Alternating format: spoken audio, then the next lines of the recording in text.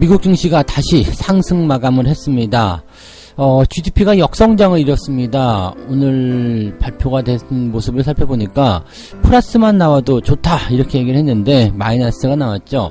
하지만 지난번보다는 조금 줄어든 수치로 발표가 됐고요. 자, 어쨌건 2분기 연속 역성장을 했기 때문에 경기 침체 아니냐라고 이야기가 나왔지만 오히려 GDP가 역성장을 하게 되면서 긴축에 더 속도가 줄어들 것이다 라는 전망이 나오고 있습니다. 자, 이제는 뭐 악재가 나와도 오히려 좋다 이렇게 얘기가 나오고 있기 때문에 긍정적인 분위기가 퍼지고 있는데요. 이 부분 알아보도록 하겠고요. 한국투자증권이 대규모로 공매도를 위반한 것이 드러났죠. 그래서 뭐 여기에 대해서 벌금을 매기기도 했는데 이 벌금이 너무 속망망이다 이런 얘기도 있고요. 무엇보다 이제 정부가 공매도, 이 불법 공매도에 대한 부분들에 대해서 강력한 규제를 하겠다 이렇게 얘기가 나왔는데 여기도 논란이 많습니다. 자, 어떤 식으로 불법 공매도를 저질렀는지, 또 그 수위는 처벌 수위는 어느 정도 됐는지, 또 정부는 어떤 정책을 내놨는지 알아보도록 하겠고요. 자, 2분기에 기업들 실적이 서프라이즈를 기록하는 곳이 많다라고 합니다. 삼성전자는 선방했고 현대차 같은 경우는 서프라이즈, 또 그 외에도 대규모 기업들이 이렇게 2분기 기업 실적을 좋게 만들어낸 기업들이 상당히 많았는데 기업들 실적이 좋다라면은 주가 상승도 기대해 볼 수 있잖아요. 자, 이런 부분들 같이 엮어서 말씀드리도록 하겠습니다.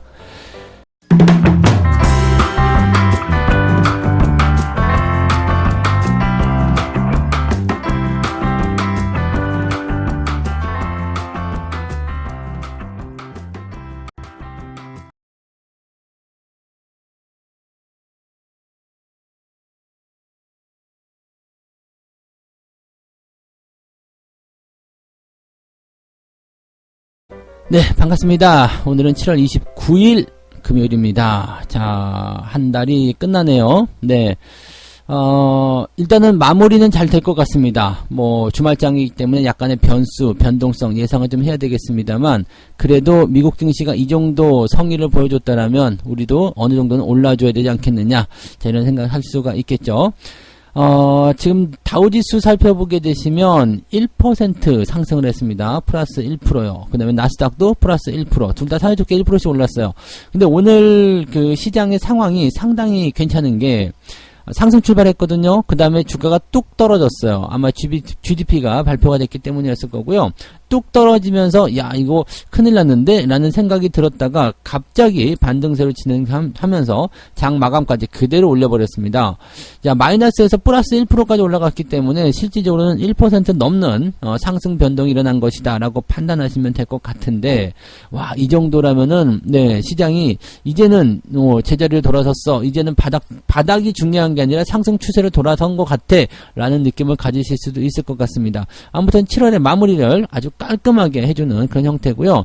7월 달에는 손해보는 사람 없이 전부 다 수익으로 가고 있는 것 아니겠느냐, 이런 식으로 말씀드릴 수 있겠고, 더 고무적인 부분은 이런 상승 분위기가 다음 달까지도 연결될 수 있다는 얘기가 나올 수가 있겠죠. 자, 이 얘기에 대해서 알아보도록 하겠습니다. 일단은 연준의 이런 긴축 속도, 여기에 변화가 생길 수 있다는 것이 가장 큰 기대감인 것 같습니다. 일단 GDP가 발표를 했잖아요. GDP 발표에 대한 부분들은 걱정하신 분들도 굉장히 많았고, 또 여기에 대해서 또 기대하신 분들도 있었습니다. 저 같은 경우도 이제 시장의 어떤 예상치를 두 가지가 있었거든요. 시장 예상치가 플러스 0.4, 그 다음에 마이너스 1.6, 이 두 가지가 있었는데요. 마이너스 1.6 같은 경우는 이제 지난 분기죠. 지난 분기에 발표된 마이너스 1.6과 같은 수치 정도로 예상이 좀 됐었거든요. 자, 그런데 실제로 이제 뚜껑을 좀 열어보니까 저는 이제 플러스 쪽에 조금 은근히 기대를 걸고 있었는데 마이너스가 나왔죠. 그래서 마이너스인가? 좀 안타깝네, 이런 생각을 좀 했었거든요. 그런데 마이너스 0.9가 나왔어요. 네, 마이너스 0.9, 뭐가 좀 애매하잖아요. 플러스는 아니지만 네, 마이너스긴 한데, 또 연속 분기 마이너스면은 경기 침체로 규정을 한단 말이에요. 그러니까 이렇게 되면은 기술적인 침체 구간, 경기 침체 구간으로 들어갈 수 있다는 어떤 정의를 내세울 수가 있는데, 문제는 이 마이너스 폭이란 말이에요. 0.9. 지난 분기에 마이너스 1.6이었는데 이번에 마이너스 0.9가 나왔어. 생각했던 것보다 많이 회복이 된 거죠. 0.7%포인트나 더 개선이 된 상황이기 때문에 이거 봐라 괜찮은 것 같은데 라는 생각이 드는 거죠. 우리가 기업들 실적 분석을 할 때 마이너스 100억 원에서 마이너스 50억, 마이너스 20억 이렇게 진행이 되었다고 한다면 적자폭이 줄어들고 있다고 해서 실적이 개선되고 있어요 라는 판단을 내세우게 되잖아요. 그러니까 그것과 비슷하다 보시면 되는 거거든요.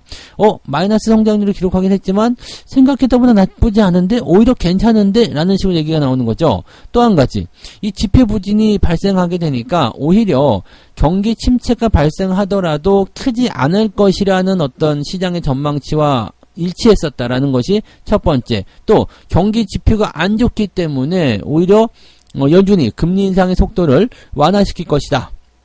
이렇게 얘기를 하고 있는 거죠. 자, 그러다 보니까 이제 금리에 대한 부분들이 이제 9월 달에는 0.5%, 11월 달에 0.25, 12월 달에 0.25 이런 식으로 올해는 금리가 끝날 것이다. 자, 이제 금리 자이언트 스텝 없어. 이런 식으로 얘기가 나오는 거거든요. 자, 그러니까 오히려 시장 입장에서는 하반기는 기대해 볼 만 하겠는데 라는 안도감을 확 가지고 갔다라고 생각하시면 되겠습니다. 경제 지표가 안 좋다고 해서 더 좋아졌어? 네, 이런 부분들인데 이번에는 그냥 아예 안 좋아서 좋을 것이야 기대하는 것이 아니라 어느 정도의 기대감을 좀 가지고 있는 것 같아요. 점점점 개선이 되고 있고 또 지금 보시면 고용과 관련된 그런 부분들 여전히 견조한 흐름 잘 보여주고 있거든요. 그러니까 경제지표상에서 나타나는 부분들은 투자자들의 심리를 끌어올리는데 전혀 부족함이 없었다라고 판단하실 수가 있겠습니다. 지금 뉴욕 증시 전문가들의 그런 이야기들을 좀 보게 되면 연준의 금리 인상 사이클에 막바지에 다다르고 있다는 기대감이 작용하고 있다. 네. 연준의 금리 인상 사이클이 막바지다.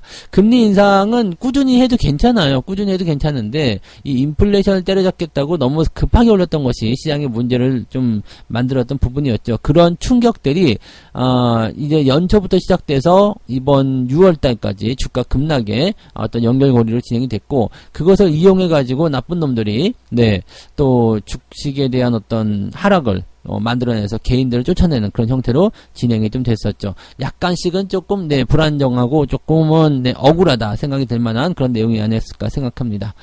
자, 일단 기본적으로 시장은 연준이 끝에 다다랐다라고 말을 하고 있다 이런 얘기를 하고 있는 거고요. 이 GDP 수치가 그것만 따지고 보면은 연준이 다음번 금리 인상 시기에서 0.75라든지 아니면 1%포인트의 금리 인상을 해야 될 이유가 없다는 것을 말해주고 있다. 네, 이렇게 하고 있습니다. 연준이 계속해서 약간의 금리를 더 올릴 수 있지만 지금과 같은 수준으로 올리지 않을 것이다. 얼마나 다행이게요. 그죠? 만약 이런 상태에서 기업들의 실적이 조금씩이라도 개선되는 모습을 보인다라면 괜찮지 않겠냐 이런 얘기죠. 지금 보면 아마존, 그 다음에 다른 기업들 있잖아요. 기업들 실적 발표하는 기업들, 이런 기업들의 실적이 좋게 진행되고 있습니다. 애플 이런 것들이요. 그래서 주가가 상승하는 형태로 진행이 되고 있기 때문에, 실적에 대한 기대감들이 다시 불거져 나오고, 지금, 괜찮아요. 기업들 나쁘지 않아요. 라는 생각으로 가고 있다라면, 투자자 입장에서는 why not? 이되는 얘기죠. 네. 지금 바닥이 아니면 어때? 어쨌든 하반기는 올라갈 건데. 라는 생각이 드는 거지. 자, 9월 회의에서는 9월 FOMC에서는 0.5%포인트 금리 인상하게 될 가능성이 76% 정도 된다. 특별한 이슈가 없는 이상은 아마 될 거고요. 자, 지금 제일 중요한 거 8월 초에 발표된 CPI 지표인데 CPI 지표 역시도 내려갔을 것이다. 이렇게 전망되고 있죠. 6월달 CPI가 지금 9.1% 찍었었잖아요. 그러니까 8월달에 발표될 7월달 CPI는 일단은 그보다 내려가 있을 것이다. 라는 얘기가 되기 때문에 연준이 여기서 금리를 더 빠르게 올릴 이유가 없다. 이런 식으로 또 실어줄 수 있는 부분이 되겠습니다. 자, 이렇게 된다면 8월 달에는 거칠 것이 없어요. 지금 8월 달에 나타날 만한 중요한 이슈가 없거든요. 보통 7, 8월 달 넘어가게 되면 휴가철 들어가서 약간은 이제 우리나라 증시도 좀 주춤거리는 경우들이 좀 있거든요. 거래량이 많이 줄어드는데 이미 거래량이 6월 달 이후에 절벽을 찍었고요. 지금은 오히려 거래가 증가하고 있는 모습이기 때문에 악재를 소화해버린 이런 상태 속에서는 썸머랠리 기대해볼 만하겠다 생각이 좀 들어요. 아직은 올라가야 될 길이 멀지만 있지만 상승 흐름 계속 탈 수 있는 상황이기 때문에 여기서 여러분들이 멈춰야 될 이유가 없다라고 생각하시면 되겠고요. 지금 이런 추세적인 부분들은 아마 9월달까지 이 상승 기조를 유지해 줄 수 있지 않을까 생각합니다. 9월달에 명절 연휴 있죠? 그 다음에 쿼드러플 위칭데이, 고기가 지나가야지 되지 않을까. 그래서 저는 이제 하반기 동안에 주가가 계속해서 올라가 주게 된다면 9월달에 한 번 정도 살짝 주춤하는 모습, 그 이후에 또 다시 뭐가 나와요? 배당주, 이런 쪽 투자가 또 일어나야 되거든요. 그러니까 거기에 대한 기대감들이 하반기까지 쭉 이어질 수 있지 않겠는가, 이런 생각을 좀 해봅니다. 상반기에 죽여놓은 거 하반기에 어느 정도 회복을 해줄 것인지, 그것이 가장 관건이겠고요. 뭐 3000포인트까지 가면 좋고요. 더 넘어가면 더 좋고요. 근데 2700포인트 정도는 무난히 달성이 되지 않겠는가, 빠르면 8월달 안에도 달성되지 않겠는가, 뭐 조심스럽게 한번 생각해 보고요. 기대감도 한번 가져보는 거죠. 자, 어쨌건 뭐 시장 흐름들 좋은 분위기가 있을 때 물러서지 말고요, 계속적으로 그 흐름 잘 따라가시기 바랍니다. 물론 그렇다고 해서 막 적극적으로 공격한다거나 막 서두르거나 그러실 필요는 없겠습니다만, 이제는 악재, 빅이벤트 다 소화됐다고 보시면 되겠어요. 그래서 그 흐름들 잘 타고 가시면 될 것 같고요. 주식 매도하는 것보다 조금씩 더 사준다거나 잘 들고 가시는 전략을 세워주시면 훨씬 더 빠른 회복을 보실 수 있을 것이다 라고 생각하시면 되겠습니다. 나쁘지 않습니다. 주말장 변수만 살짝 조심하시고요. 너무 흥분하지 않도록만 조심하시면 되겠습니다. 자, 두 번째 이야기로 넘어갈게요. 공매도 이야기예요. 진짜 이거 증권사 얘들을 잡아다가 다 궁뎅이 볼기짝을 막 때려줘야 될 것 같은 그런 느낌인데, 한투증권이 지금 불법 공매도한 게 드러났죠. 2017년에서 2020년 3년 동안 삼성전자의 주식 2,500만여 주를 공매도해서 제한 규정을 위반했다라고 되어 있습니다. 주식시장에서는 공매도를 진짜 매도한 것처럼 속이고 거래 행위를 한 것이다. 이것뿐만 아닙니다. 현대차 88만 주, 한국전력 196만 주, KB금융 244만 주, 다른 대형주도 이런 식으로 공매도 했다라고 되어 있고요.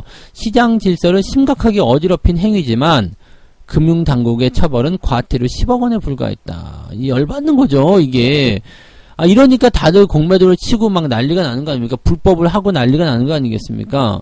근데 여기다 대고 이제 한투증권 관계자가 뭐라고 얘기했느냐? 공매도 호가 표기를 하지 않아서 마치 실매도인 것처럼 시장에 물량이 나온 사고일 뿐이다. 직원의 단순 실수가 원인이다. 꼬리 자르게 하는 거죠. 네. 그래서 무차익 공매도도 아니었고, 뭐 하루에 3년 거래량이 700만 주에 달했었던 거 보면 이번 사고가 주가에 실질적인 영향을 주기는 좀 어렵지 않겠느냐라고 이야기했는데, 그렇게 이야기하는 것은 뭐 당연하죠. 왜냐면은 안 그러면은 우리가 불법 공매도 했어요, 우리가 일부러 시세 조작했어요라고 얘기할 수 있는 놈들이 아무도 없죠. 뭐 그게 아니라고 하더라도 그렇게 얘기해야 되겠죠. 그러니까 뭐 아무튼간에 이 한국투자증권의 이런 불법 공매도의 전황이 드러나게 되면서 뭔가 이제 분노할 만한 상황들이 일어나지 않았나 판단이 좀 되고요. 이런데도 그냥 놔둘 거야? 라는 생각을 하게 되는 거죠. 얘네들 지금 상황을 좀 보게 되면은요, 1순위가 1등 삼성전자 2,500만 주, SK하이닉스 385만 주, 그 다음에 미래에셋대우가 298만 주, 삼성중공업 285만 주, 신한지주 279만 주, 세종텔레콤 269만 주, KB금융 244만 주, 한화생명 277만 주, 우리금융지주 209만 주, BNK 금융지주 201만 주. 이상하게 주가가 많이 내렸다라고 생각하는 거, 이 정도까지는 아닌 것 같은데 싶었던 종목군들의 공매도가 무지막지하게 들어갔네요. 그리고 더 놀라운 것들은, 그것들을 이제 다 불법 공매도로 했다는 거지. 하나 정도야 뭐 그럴 수 있다, 칠 수 있지. 실수했구나, 그럴 수 있어요. 근데 이 모든 종목들을 다 이딴 식으로 공매도로 갖다 때려버렸는데 이것이 과연 실수로 끝난 것이냐, 이렇게 판단하기는 애매하지 않겠습니까? 그래서 지금 이렇게 드러나지 않았었던, 또는 드러나더라도 솜방망이에 불과했었던 이런 불법 공매도에 대해서 정부가 약간 칼을 좀 빼들었어요. 어제 우리가 방송 중에서 이야기하신 그 내용들만 보면은 공매도가 금지된다 뭐 이렇게 얘기가 됐었던 것 같았는데, 그것까지는 아닌 것 같아요. 공매도 금지가 아니고 불법 공매도가 나왔을 때는 엄벌에 취할 것이다. 수익, 은닉 재산을 모조리 환수할 것이다, 뭐 이렇게 얘기를 했다고 하는데 뭐 크게 달라질 것 같지는 않습니다. 정부의 이번 방안은 불법 공매도 적발과 처벌 강화에 초점을 맞춘다. 이렇게 되어 있고요. 불공정 거래가 의심될 경우에는 테마 섹터를 선별하고 협의점이 발견 시에는 일단은 기획조사와 감리에 착수키로 했다. 뭐 등등등. 불법 공매도 정보를 검찰과 유관기관과 실시간으로 공유하겠다. 이런 얘기고요. 네, 일단은 통상 2년에서 3년 이상 걸리는 조사 과정을 단축해서 적시에 강제 수사를 개시하겠다, 뭐 등등등 이런 얘기를 했다고 합니다. 패스트 트랙으로 하겠다. 네, 그리고 이제 뭐 이제 그 불법 공매도로 해서 걷어들인 그런 수익은 다 뺏어가고 그보다 더 센 뭐 그런 벌금을 매기겠다 이런 얘기도 좀 있었고요. 또 외국인한테도 마찬가지죠. 네, 공매도를 목적으로 주식을 빌린 뒤 90일이 지나면 금융당국에 의무적으로 현황을 상세히 보고해야 한다. 네. 달라진 거 없다고 저는 생각이 드는데, 그죠? 그렇지 않나요? 달라진 거 없지 않나요? 그냥 수사를 조금 더 빨리 하겠다 이런 얘기잖아요. 네. 근데 이거 가지고 말이 많아요. 뭐 그동안 국민들이 공매도 금지시켜라 뭐 이렇게 얘기가 나와서 또 이제 사실 공약도 있었잖아요. 공매도를 뭐 폐지하겠다 뭐 이런 비슷한 공약도 있었던 것 같은데 뭐 거기에 대해서 이제 뭐 아무것도 없다 보니까 또 그런데 드러났잖아요. 이제 불법 공매도에 대한 부분이 드러나다 보니까 이게 가만히 있을 수 없겠다. 네. 뭐 어디서는 이제 지지율 하락에 대한 부분들에 대한 그런 뭐 주먹구구식 정책이다 뭐 이런 식으로 얘기도 나오기도 하고요. 근데 사실 내용은 크게 달라질 거 없어요. 공매도를 금지한 것도 아니고 그렇다고 해서 뭐 이것이 당장 또 되는 거 아닙니다. 한 4분기 지나야 돼요. 내년부터나 가능하지 않겠나 싶을 정도의 그런 것. 아니 근데 이런 법 하나 이렇게 만들어내는데 이렇게까지 시간 오래 걸려야 돼요? 네, 그것도 참 네 진짜 국회 네 여기까지만 하죠. 뭐 국회가 네, 언제부터 우리한테 뭐 신뢰감을 준 것도 아니고, 도대체, 그 선거, 총선 이런 거 나가서 막 그냥, 네, 그만할게요. 네, 하다 보면 또 진짜, 네, 욕 계속 할 것 같은데, 아무튼, 불법 공매도에 대해서 엄벌을 하겠다, 뭐 좋은 소식처럼 들리지만 실제로는 변한 게 하나도 없다, 라고 생각하시면 되겠습니다. 이거 뭐 어떡하라고, 네. 그래서 뭐 어떡하라고, 이렇게 되는 거랑 똑같아요. 그래서 공매도 금지도 아니고, 그냥 불법 공매도 때, 처벌을 좀 강화시키겠다 이런 얘기고, 처벌 강화해서 뭐 벌금 2배로 매기겠다. 이번에 10억 매긴 거에서 20억 매기겠다. 뭐 아무 티도 안 납니다. 몇백억 벌고서 10억 벌금 내는 거, 20억 벌금 내는 거. 아니 200억 벌고 100억 벌금 내더라도 남는 장사 아닙니까? 그러니까 계속 불법을 저지르죠. 네. 이런 것들을 좀 알아야 될 텐데. 네. 자, 어쨌든 네, 답답한 마음으로 두 번째 넘어가고요. 세 번째로 이야기 시작하도록 하겠습니다. 자, 이거는 실적 전망 이야기들 괜찮게 나왔던 거예요. 삼성전자는 선방을 했고, 현대차는 서프라이즈, 역시 전차군단, 뭐 이런 얘기도 나오더라고요. 지수가 이제는 상승할 때 전차군단이 앞서고 있어요. 뭐 이런 얘기 나오던데, 전차군단이라는 이야기가 심심치 않게 나옵니다. 네. 뉴스 헤드라인으로 전차군단 이야기 심심치 않게 나와요. 요거 주목해볼 만한 내용입니다.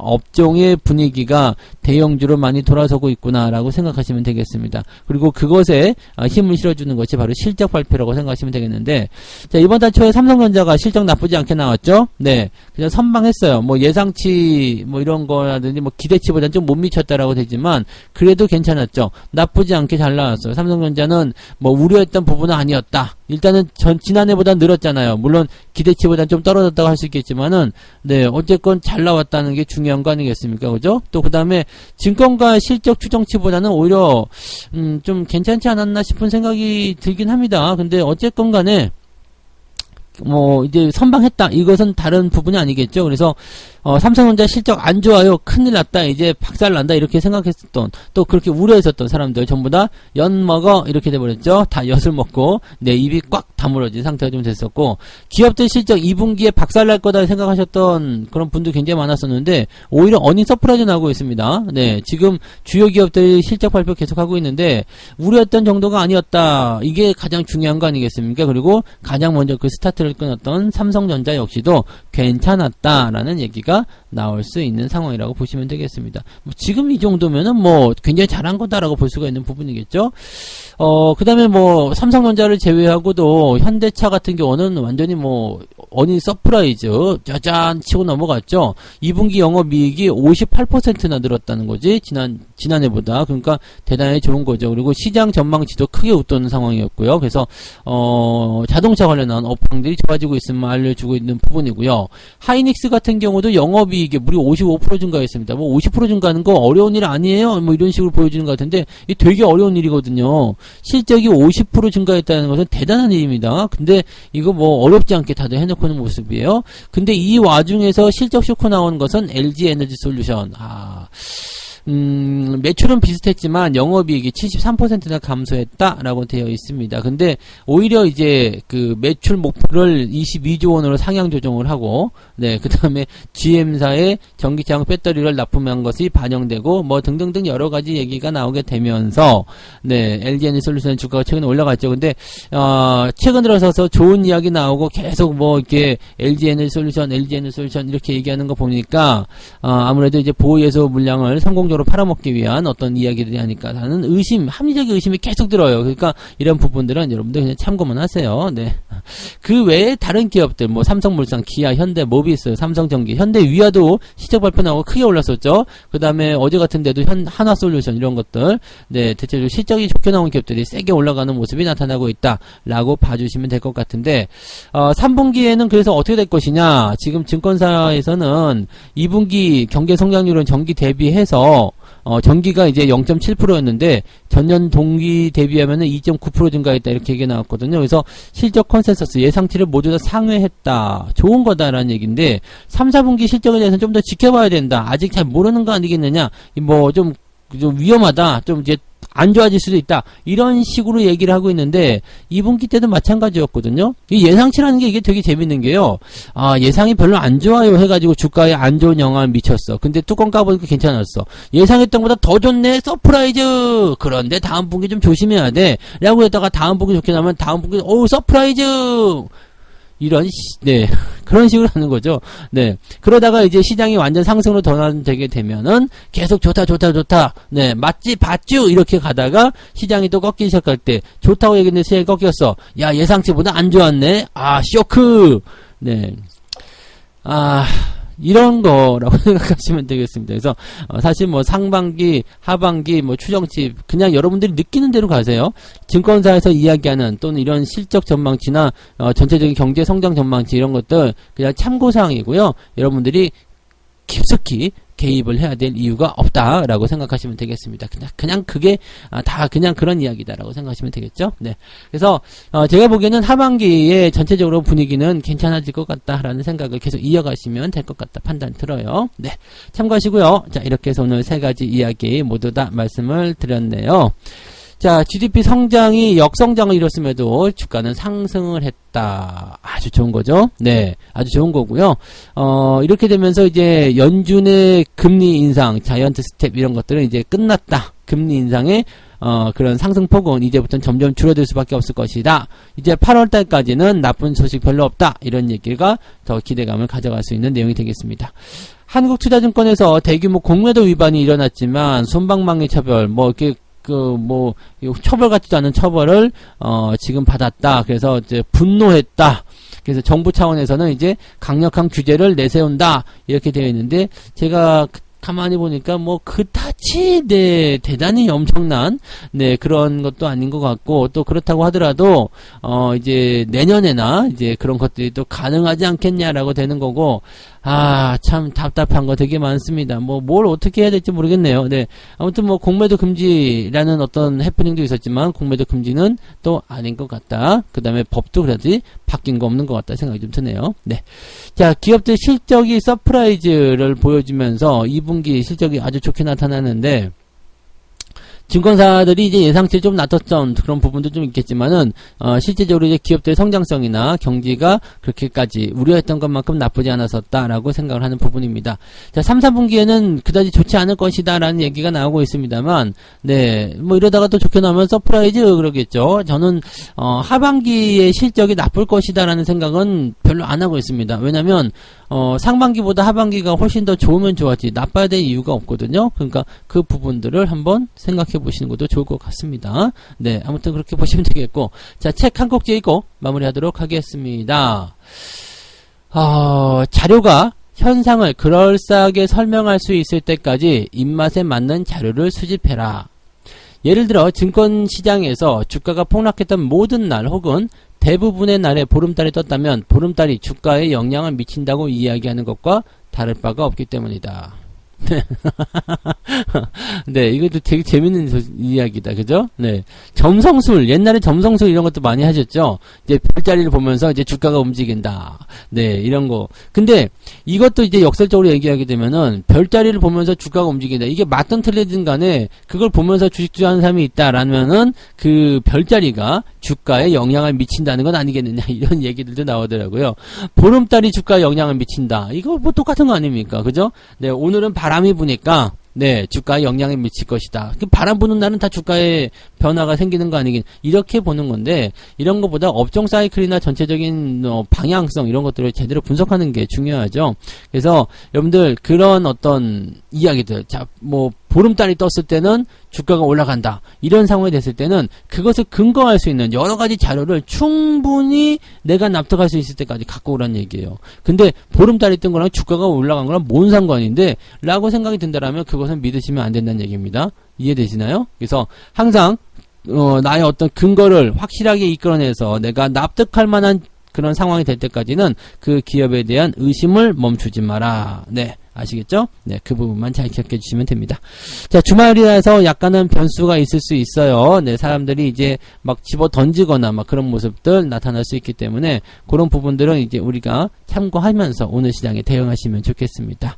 너무 서두르지도 마시고요. 너무 또 그렇다고 뒤처지지도 마시고요. 지금처럼만 천천히 따라가세요. 계좌는 계속 좋아질 겁니다. 네, 느긋하게 가져가시면서 이제 회복과 함께 또 이제 수익도 노려볼 수 있는 그런 시기들을 계속해서 만들어 가셨으면 좋겠습니다. 오늘도 화이팅 하시고요. 네, 저는 장중시황에서 다시 오겠습니다. 고맙습니다.